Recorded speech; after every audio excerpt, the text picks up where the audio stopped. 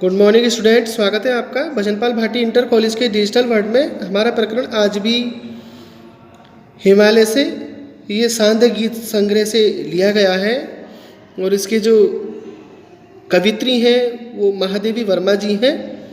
ठीक है, इस शीर्षक का आधा भाग मैंने आपको कल पढ़ाया था, आधा भाग आपको आज पढ़ाऊंगा, तो सभी ध्यान से सुनेंगे। टूटी है तेरी कब समाधि, झंझा लौटे सत हार हार, बह चला द्रगों से किंतु नीर, सुनकर जलते कण की पुकार। सुख से विरक्त दुख में समान, हे चिर महान हे चिर महान, मेरे जीवन का आज मूक, तेरी छाया से हो मिलाप।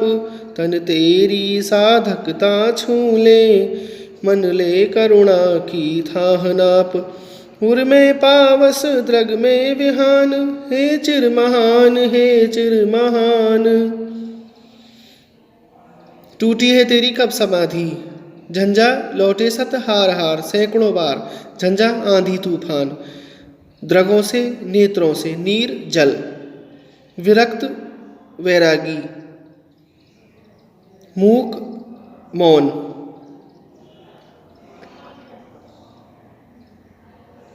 पावस वर्षा ऋतु, द्रग नेत्र होते हैं, उर हृदय के लिए है और विहान प्रातः काल के लिए कहा गया है।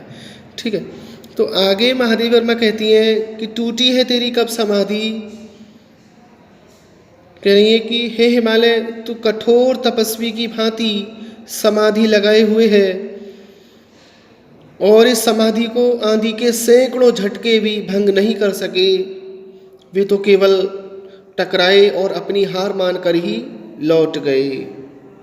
बह चला द्रगों से किंतु नीर, आगे कह रही है, एक ओर तो तुम में इतनी कठोरता है और दूसरी ओर जब तुमने तेज धूप से तपे हुए धूल के कण की चित्कार को सुना तो दया के कारण तुम्हारे नेत्रों से जलधारा फूट पड़ी, इन तुम्हारे नेत्रों से आंसुओं की धाराएं बह निकली।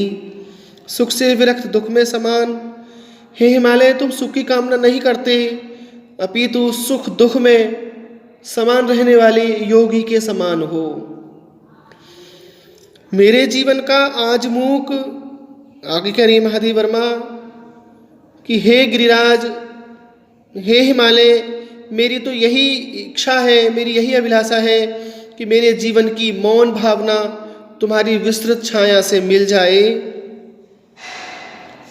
मेरा शरीर भी साधना की उस सीमा तक पहुंच जाए जहां तक तुम्हारी साधना पहुंची हुई है।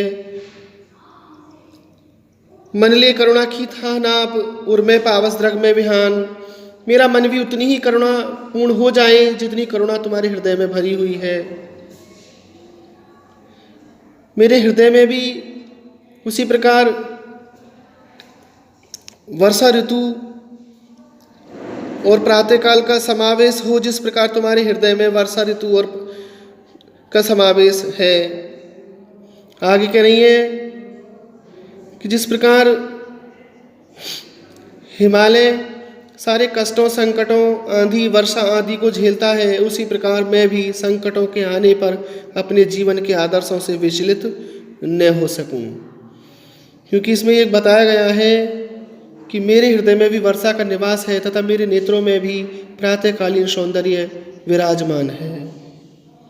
कहने का तात्पर्य यही है कि जिस प्रकार हिमालय वर्षा आंधी तूफान आदि संकटों को झेलता है, उसी प्रकार मैं भी संकटों के आने पर अपने जीवन के आदर्शों से विचलित न हो सकूं। प्रिय छात्रों, इसका जो काव्य का सौंदर्य होगा, भाषा साहित्यिक हिंदी होगी, रस शांत होगा, इसमें गुण माधुर्य है, अलंकार मानवीकरण अलंकार होगा। आपको ये पैराग्राफ अपनी नोटबुक में ससंदर्भ सप्रसंग